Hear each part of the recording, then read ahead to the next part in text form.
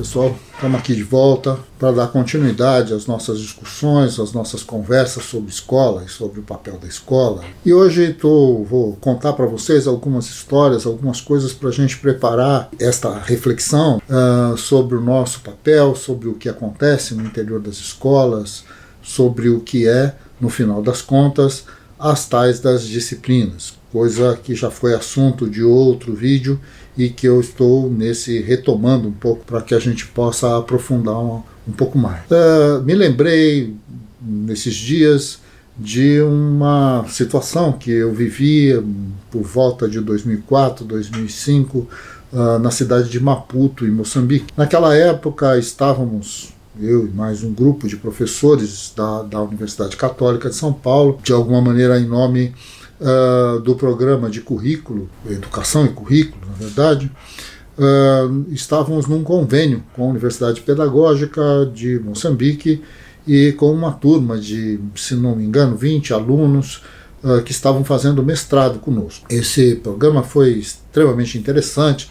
Muito provavelmente vou voltar a contar histórias, coisas que ocorreram, né, durante o período de execução deste processo. Eu me lembro que certo dia estava ministrando lá em aula e perguntei aos alunos o que é que, afinal de contas, disciplinavam as disciplinas. A mesma pergunta que eu vivo fazendo em todos os lugares. E um desses alunos, o Kanda, uma figura extremamente interessante, com um sorriso maravilhoso e que tinha os cabelos meio negros, meio brancos, não é? Já um senhor, segundo notícias que eu obtive sobre ele, era um ex-guerrilheiro da Frelimo e que, segundo ele me disse, vivia uma certa confusão, não é? Do ponto de vista dos seus valores e objetivos de vida, porque passou uma parte da sua vida com uma arma na mão, lutando então contra o colonialismo português, lutando contra a guerra de desgaste que foi financiada pelos Estados Unidos e pela África do Sul, e que naquele momento uma das questões centrais do governo de Samora Machel estava diretamente ligada à ideia de reorganizar a sociedade moçambicana enquanto tal, formar uma nação moçambicana. A gente vai voltar a isso, né, em outros vídeos, mas de qualquer maneira ele estava lá lutando por isso e tal, e que naquele momento tudo isso tinha se transformado, porque na verdade com o declínio das proposições do socialismo na África, das relações dos países socialistas com o governo soviético ou chinês, ou seja lá o que for, tudo isso sofreu profundas mudanças a partir do final dos anos 80. Então, Kanda estava nesse momento tentando identificar, na verdade, qual era o papel das identidades étnicas, das aldeias, como é que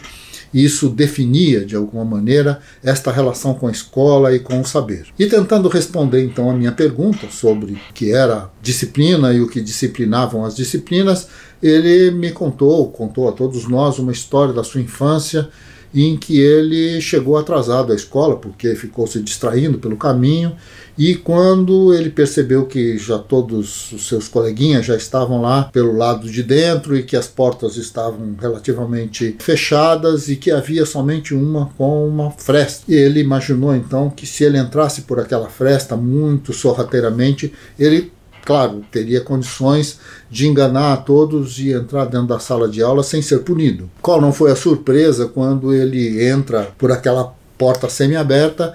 Atrás da porta estava um padre responsável pela tal da disciplina da escola, esperando que aquele menino entrasse e tentasse então sorrateiramente enganar a todos. O padre então pega o menino pela sua camisa aqui por trás, levanta do chão e com uma vareta vai lhe dando uma surra da cabeça aos pés. O mais interessante é que este padre, enquanto surrava o menino, segundo a própria testemunha, digamos assim, dizia assim: você, quando for adulto, vai me agradecer por tudo isso, porque no final das contas esta surra está tirando de você os últimos resquícios de selvageria que ainda te resta. Com o seu sorriso, não é? O seu olhar extremamente inquisidor, digamos assim, Kanda diz assim: professor, isto é disciplina, para isso serve a disciplina. Um outro aluno, que não me recordo o nome,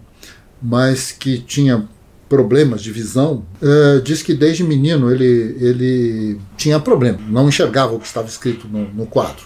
Não tinha óculos ainda na época e ele não enxergava o que estava escrito no quadro. Aí o professor colocou uma operação matemática, aritmética lá e tal, e disse a ele: responda, diga quanto é x vezes y, sei lá o quê. Aí ele olha para o professor e fala: professor, não estou enxergando o que está escrito no quadro. O professor, muito irritado, bastante prepotência, digamos assim, né, pega ele, menino ainda, leva ele até o quadro e esfrega o rosto dele contra o quadro e diz: agora você está perto o suficiente para poder responder qual é o resultado dessa operação. E aí ele olha para mim e fala assim: bom, para isso serve a disciplina. O que me chama atenção, me chamou muita atenção nessas histórias, no que elas podem nos contar ou deixam de nos contar, é que no final das contas a ideia de disciplina ela tem uma amplitude muito grande. Do ponto de vista das crianças, na minha geração e as gerações que me antecederam, nós tínhamos no nosso boletim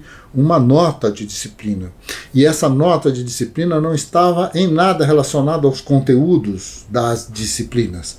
Ela estava, na verdade, relacionada ao nosso comportamento, à maneira como nos sentávamos, se tínhamos entregue as tarefas no prazo que nos tinha sido oferecido, dado, imposto, sei lá.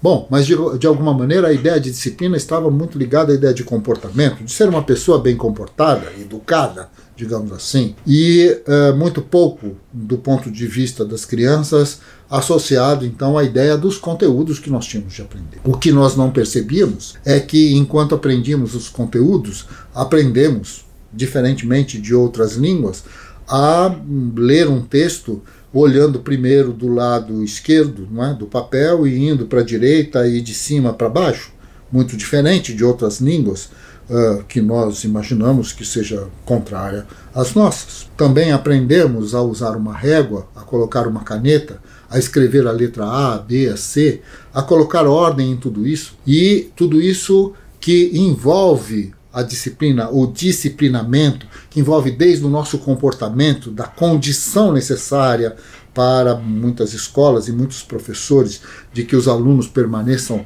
absolutamente sentados e em silêncio. Quer dizer, esta ideia, uma questão também que me veio certa vez de Moçambique, de uma grande amiga, né, que naquela época fazia pós-doutorado na Católica de São Paulo, e estávamos almoçando e ela me perguntou assim: professor, o senhor acha que é possível aprender no silêncio? Por que você me pergunta isso?